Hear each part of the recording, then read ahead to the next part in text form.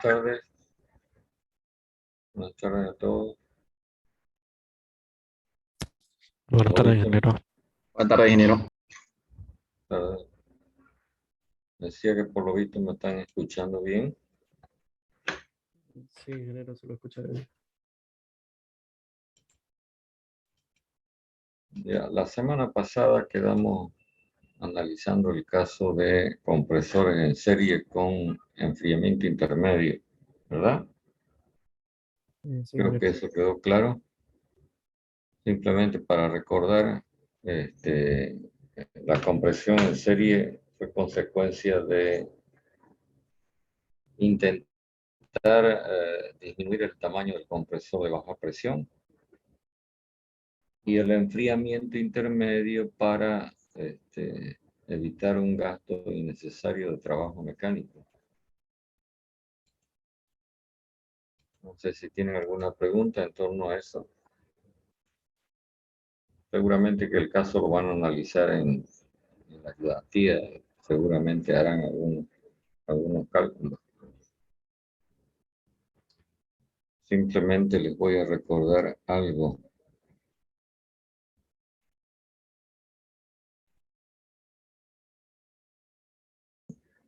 Lo que originalmente era simplemente un separador de vapor. Esto que estoy dibujando es parte de esa instalación.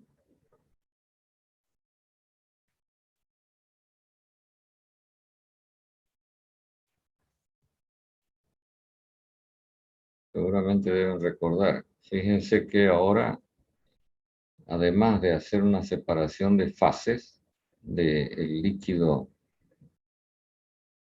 más vapor que ingresa a esta cámara, separación de fase, ahora ingresa vapor recalentado proveniente del compresor de baja presión. Entonces, en el interior se produce un intercambio de calor, el líquido se vaporiza y el vapor recalentado se convierte en vapor saturado seco, que es lo que sale por la parte de arriba. Bueno, otra vez repito, si tienen alguna pregunta en torno a esto. Simplemente añado que este elemento es separador de vapor más enfriador intermedio, es decir, que se comporta como un intercambiador de calor de contacto directo, además de hacer la función de separador de vapor. Todo ello, lógicamente, es buscando esos beneficios que acabo de mencionar, reducción del tamaño del compresor de baja presión y ahorro de trabajo mecánico. ¿Preguntas?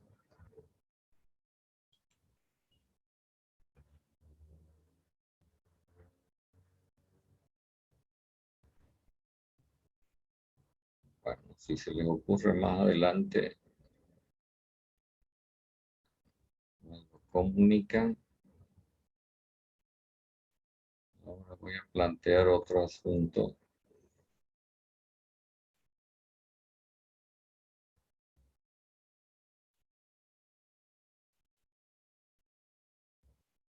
Esto que estoy dibujando, usted lo debe conocer mejor que yo. Es un clásico sistema, pero este sistema ahora se complementa con otro que es así.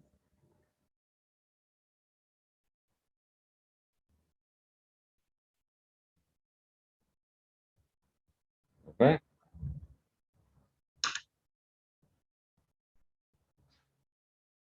Es decir, estos dos sistemas están encadenados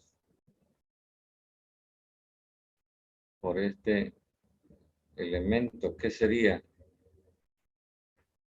En este caso, ¿Qué sería ese dispositivo? El compresor. ¿Cómo? Sería el compresor. No. Esto que estoy encerrando con línea de trazo, ¿qué sería? Un intercambiador de calor, ingeniero. Un intercambiador de calor. En este caso tiene dos entradas y dos salidas, fíjese. Pero resulta que una de las entradas corresponde al flujo que circula acá en este sistema y la otra entrada corresponde al flujo que circula en este otro sistema. Y entonces tenemos dos sistemas de refrigeración enganchados por ese intercambiador de calor que actúa simultáneamente como evaporador y como condensador. Evaporador para el sistema superior, condensador para el sistema inferior. A este tipo de arreglo se lo conoce con el nombre de sistema de refrigeración en cascada. Entonces usted tome nota de esto y busque más información que la va a poder encontrar en principio en el mismo texto Stoker. Y entonces preocúpese de saber qué interés tiene esto, qué características tiene, qué puede ofrecer de bueno, etcétera. ¿Está claro lo que estoy planteando? Sí, ingeniero. Sí, ingeniero. Ok, bueno. Entonces, cuando usted lo lea, si le queda alguna cosa pendiente, puede preguntarla, pues, ¿no? La próxima vez que tengamos clase, mañana o las semanas que siguen, ¿no? Bueno, voy a borrar y voy a plantear otra cosa a continuación.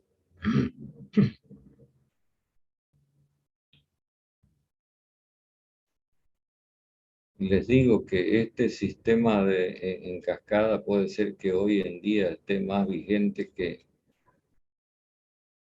nunca con motivo de este tema de las vacunas. Que verá si es así como yo se lo estoy comentando.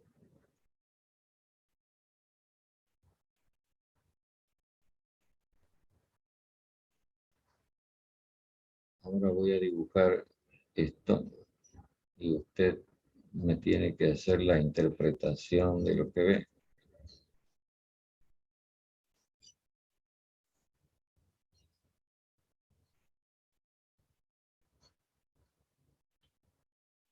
¿Qué ve ahí?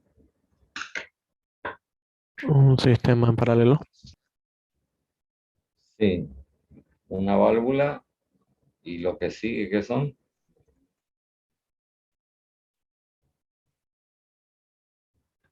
¿Qué son esos recuadros que he marcado? Esto.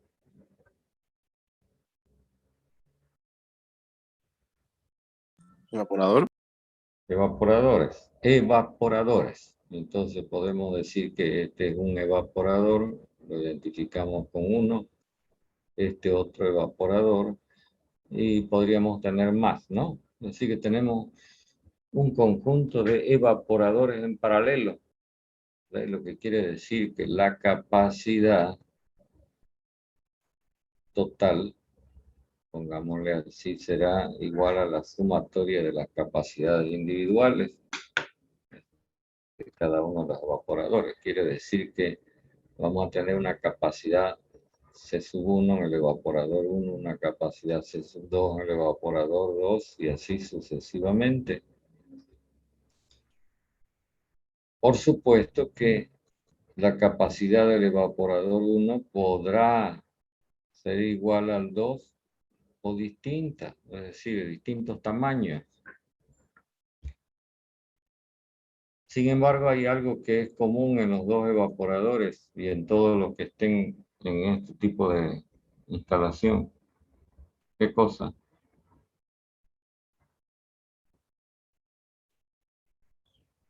¿Qué cosa necesariamente va a ser igual en todos los evaporadores?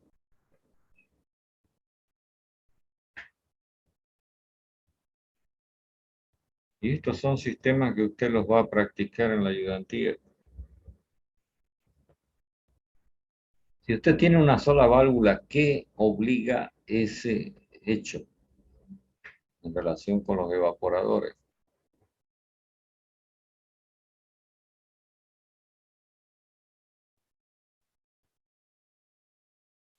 Estoy esperando respuestas.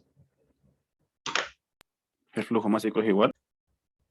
No, no, porque el flujo másico puede ser distinto dependiendo de las capacidades, ¿no? Pero ¿qué va a ser común en ambos evaporadores? La presión va a ser la misma. La presión va a ser exactamente la misma.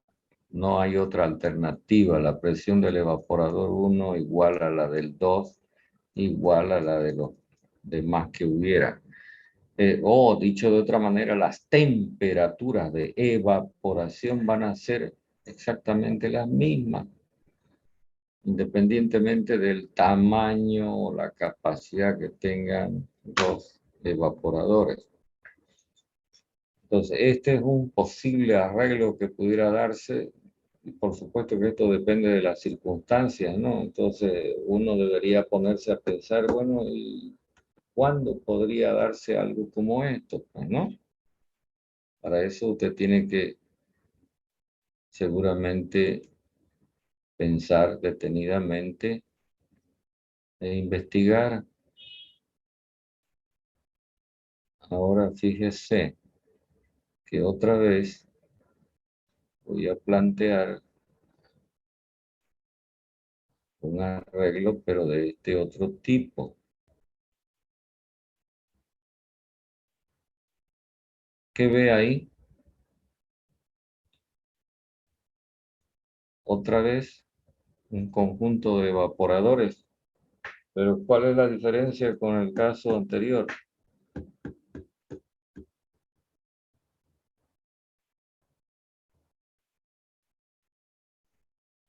Que cada uno tiene una válvula. Que cada uno tiene una válvula y en ese caso entonces, ¿qué diferencias podemos establecer respecto del caso anterior? ¿O qué permite el hecho de que cada evaporador tenga su propia válvula?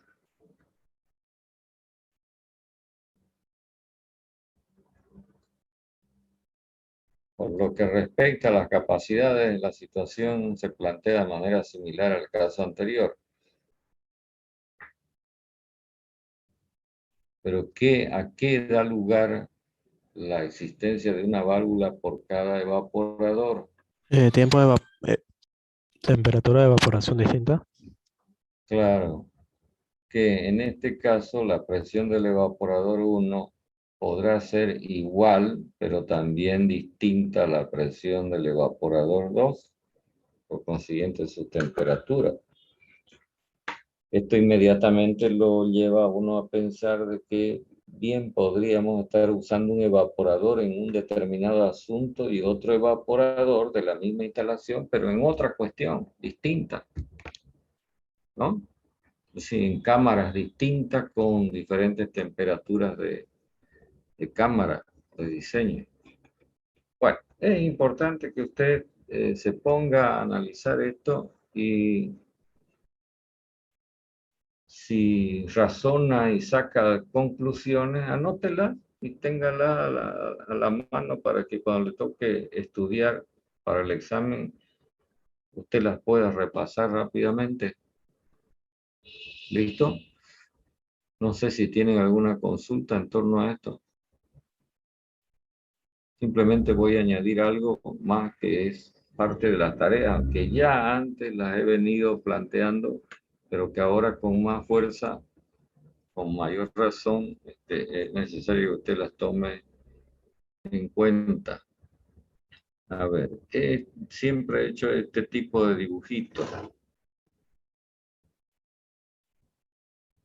¿cierto? Usted inmediatamente me dice qué piensa que es Una heladera. Un refrigerador. una heladera. Sí, Una heladera, ya. Y esta heladera se caracteriza, así como lo estamos mostrando, porque tiene dos cámaras, ¿cierto? La cámara de arriba, que usted sabe se llama congelador en el diseño normal, aunque ahora hay unos diseños donde la cosa está al revés. Y la cámara inferior, que no es para congelar, pero para tener lo que se tenga dentro de la cámara a una temperatura menor que la temperatura ambiental. Entonces, la tarea que yo les planteo consiste en que usted esquematice, así como hemos venido haciendo, la instalación de refrigeración que acompaña a este artefacto. Y que lo haga en el caso de la heladera común, silvestre, y lo haga en el caso de la heladera que se llama de frío seco.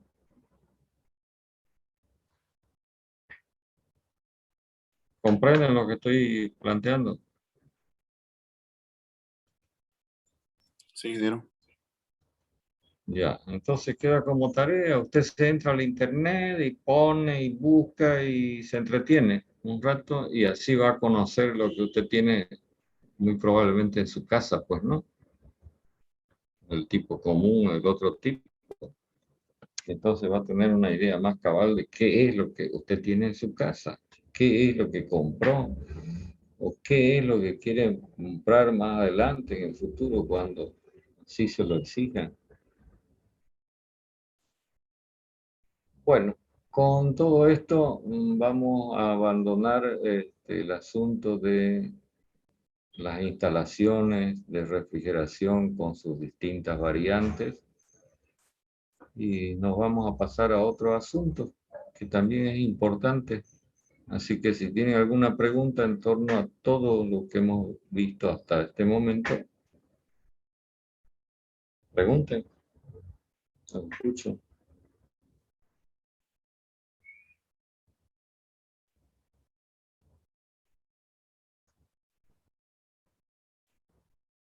¿Nada? Todo claro, hija. Bueno, entonces voy a borrar. Y lo que vamos a comenzar a conversar es acerca de este valor,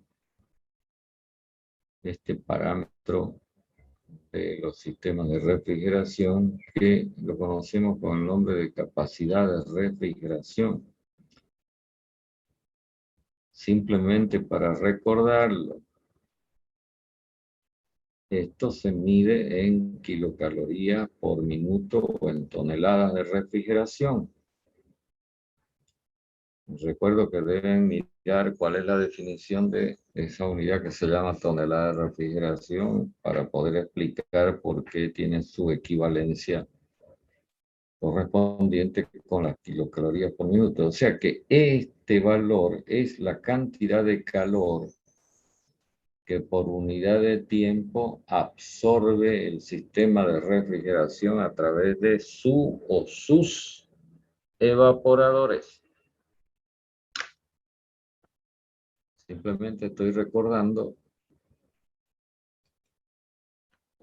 lo que ya en su momento presentamos. Entonces, también debemos recordar de que encontramos que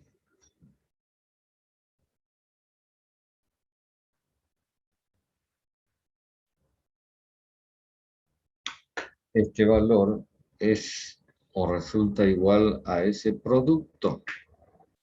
Entonces, si de alguna forma llegamos a conocer este valor y sabemos qué refrigerante se va a usar en la instalación y en qué condiciones, entonces el efecto refrigerante también será conocido y eso nos permite entonces determinar el flujo másico que pasa por el evaporador en principio y los flujos máximos que pasan por las distintas partes del sistema de refrigeración. Dato que es indispensable para que uno pueda determinar el tamaño la dimensión de cada uno de los componentes de la instalación. Por lo tanto, se vuelve de suma importancia en la determinación de este valor C, porque toda la historia comienza con la pregunta de cuántas kilocalorías por minuto se requieren sacar del espacio refrigerado a través del evaporador de la instalación. ¿Estamos de acuerdo con esto?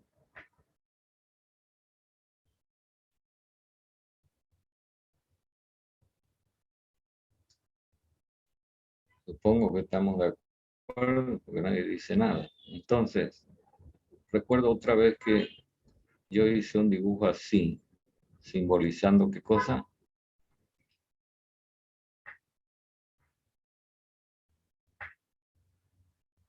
¿Qué es lo que estoy mostrando a través de este esquemita?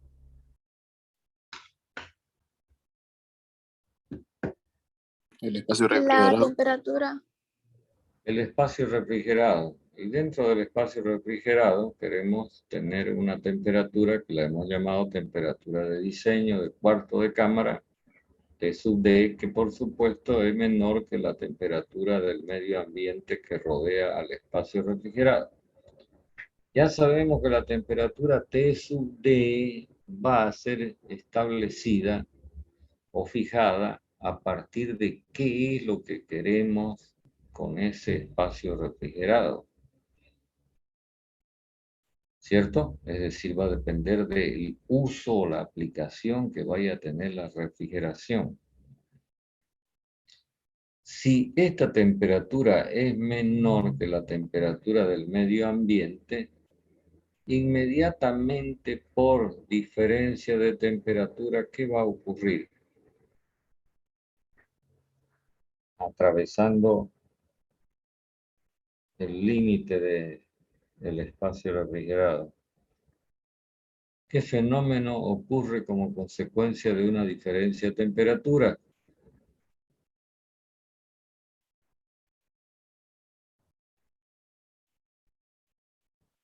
¿Lo ven? Simplemente estoy poniendo un caso que va a tener que ser atendido por el evaporador del sistema de refrigeración, porque si entra calor en esta cantidad, en la misma cantidad debe ser retirado para que esta temperatura T sub D no se altere. ¿Estamos de acuerdo con eso? Sí, ingeniero. Ok.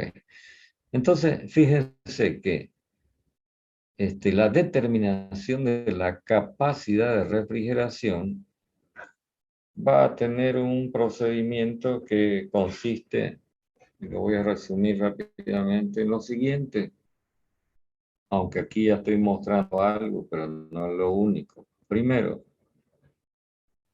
hacer una identificación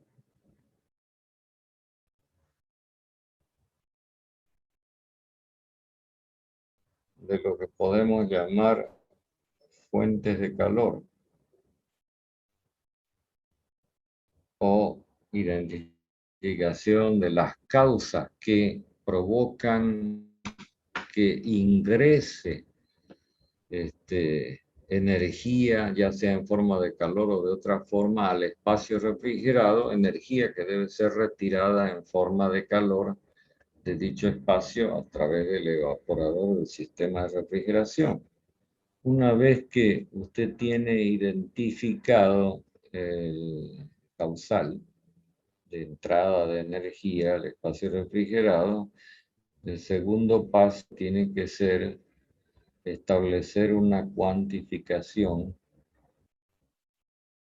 del aporte de calor de dicha causa. Cuantificación. Sí, ¿no? Corrijo. Voy a borrar.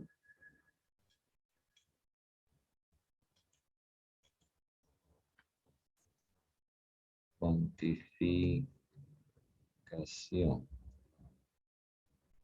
Quiere decir que por cada causa nosotros tenemos que determinar un valor que nos diga cuántas kilocalorías por minuto debe atender el evaporador, debe absorber el evaporador del sistema de refrigeración por esa causa. Y cuando digo esa causa, entonces usted ya tiene que estar sobreentendiendo de que no es una sola, son diferentes dependiendo del caso. Y la tercera etapa de este proceso que nos permita llegar a establecer este valor que denominamos capacidad de refrigeración es el procesamiento de la información. Uno podría pensar rápidamente, bueno, si yo determino el valor en kilocalorías por minuto de cada una de las causas, entonces lo único que me queda es sumarla. Pero no es tan sencilla la cosa. No es así de simple. ¿Entiende? Este procesamiento de la información es el que nos va a conducir a establecer el valor de C. Con el valor de C, entonces ya vamos a saber qué tamaño de instalación de refrigeración se requiere para la aplicación en cuestión. ¿Preguntas?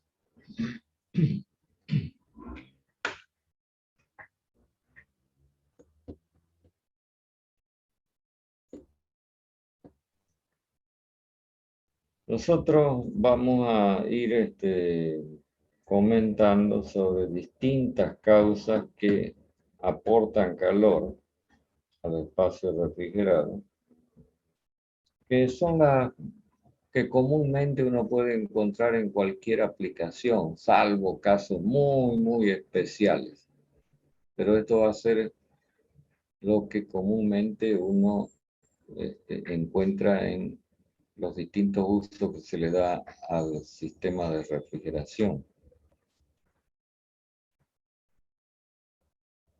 Entonces, antes dijimos que en el espacio refrigerado la temperatura T sub D es una temperatura menor que la temperatura del ambiente que rodea dicho espacio y como consecuencia de ello se produce un flujo de calor de afuera hacia adentro.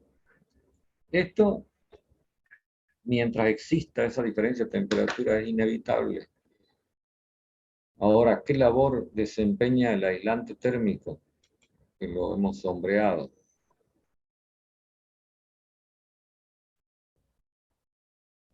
¿Qué es lo que hace el aislante térmico?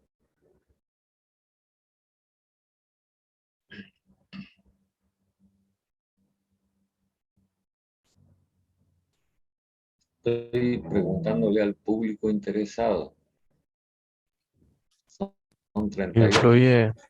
Influye en la temperatura. ¿Cómo disminuye la temperatura? No queremos No, que disminuya influye. ninguna temperatura. Influye. No, tampoco. No queremos que influya en la temperatura. Esta temperatura T sub D debe permanecer lo más estable posible. Y la temperatura ambiental, bueno, esa no solamente la maneja Dios, pues, ¿no? ¿Entiendes?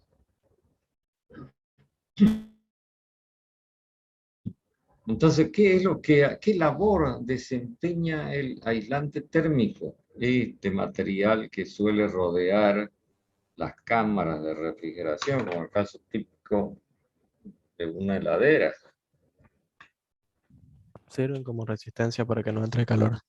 Conservar la temperatura. Sí, lo que va a provocar el aislante térmico es que este flujo de calor sea disminuido en la medida en que mejor actúe el aislante térmico.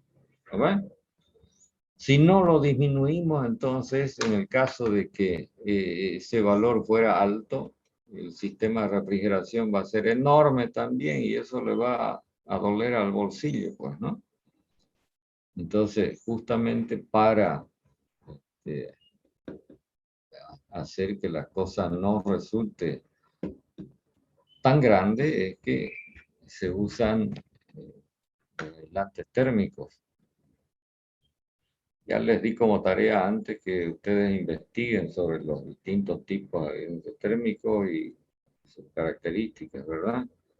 Bueno, resulta que entonces, ni bien exista esta diferencia de temperatura entre el ambiente y la temperatura interna en el espacio refrigerado, se va a provocar un flujo de calor.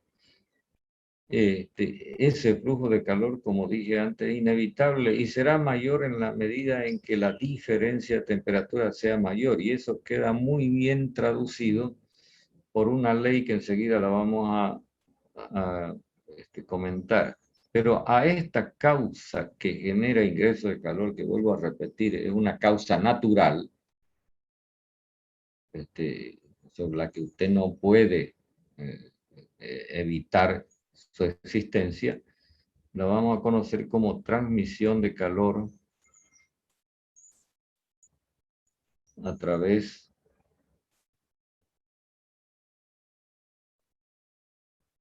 de las paredes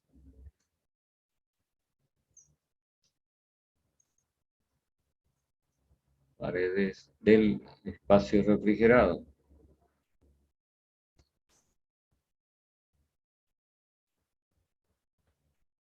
Y pongo paredes, plural, porque probablemente en los espacios refrigerados sobre los que se haga esta aplicación, se van a poder identificar distintas paredes que rodean a dicho espacio. Una de las formas más comunes de los espacios refrigerados es esta.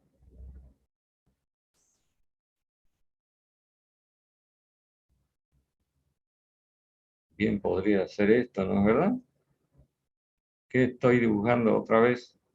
Pero esta vez en perspectiva. ¿La heladera? La heladera. Y entonces usted tiene esta forma que es común por su sencillez constructiva y sus ventajas constructivas. Es muy común en la mayoría de las aplicaciones. ¿Cómo se llama esta forma que adopta el espacio refrigerado? ¿Cómo se llama esta forma de las cámaras? Para eso tiene que recordar algo de geometría espacial. Esférica. ¿Cómo? En forma esférica. No lo entendí, mucho ruido. ¿Me lo repite, por favor?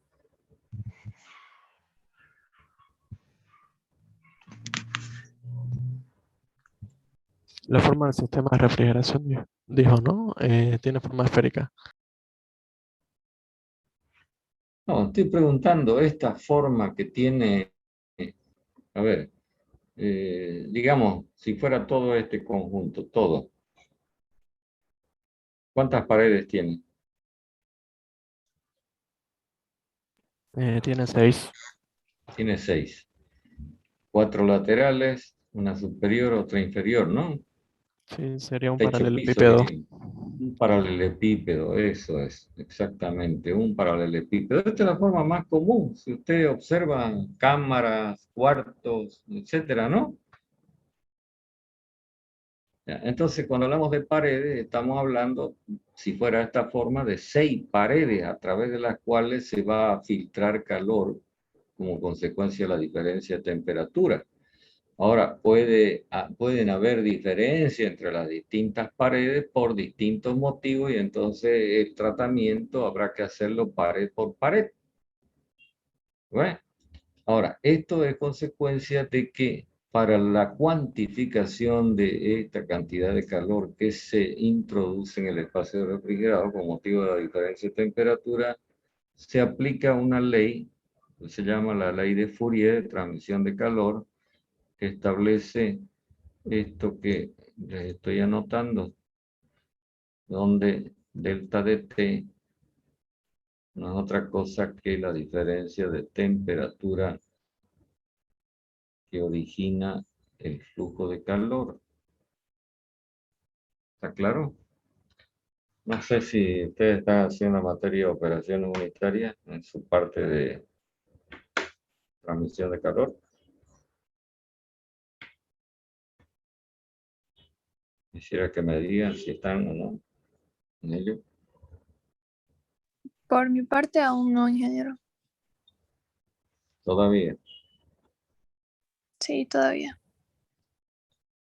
Ya. Bueno, sin embargo, esta ley, no sé si en alguna de las materias de física que ya aprobaron antes, la vieron cuando tuvieron térmica. Seguramente que la vieron. Bueno, no importa, cuestión de que la repasen. Lo que estamos observando es que esta ley establece que el flujo de calor originado por esta diferencia de temperatura es directamente proporcional a dicha diferencia. Es decir, más diferencia de temperatura, más flujo de calor. Pero no solamente interviene la diferencia de temperatura, interviene también A. ¿Qué es A? El área que atraviesa el flujo de calor. Normalmente un área, digamos, perpendicular a la dirección del flujo. En este caso, como tenemos paredes que son planas, entonces sería el área de cada rectángulo, ¿no? Que constituya la superficie de la pared. Y también depende de este valor, que es un factor de proporcionalidad, que se llama coeficiente global de transmisión de calor. Más adelantito digo, más adelante en las clases vamos a poder conversar con un poco más de detenimiento sobre el nombre, porque se llama global.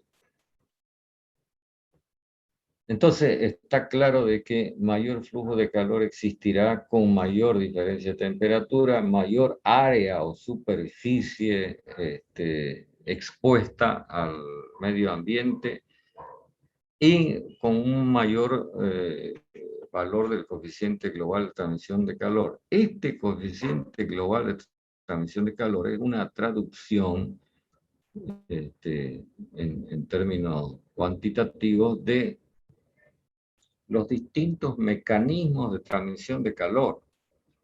A ver si alguien recuerda cuáles son esos mecanismos de transmisión de calor.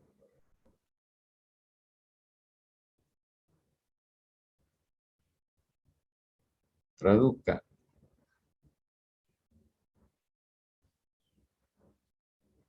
¿Qué es eso? Condensador. No.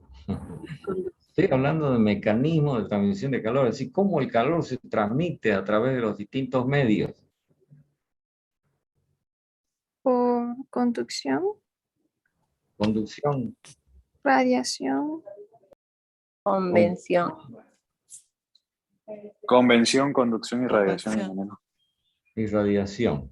Sí. Bueno, sobre esto vamos a conversar un poco más detenidamente mañana, porque ya no nos queda prácticamente tiempo. Mientras tanto, pueden ir repasándolo, busquen información y mañana continuamos. ¿Listo?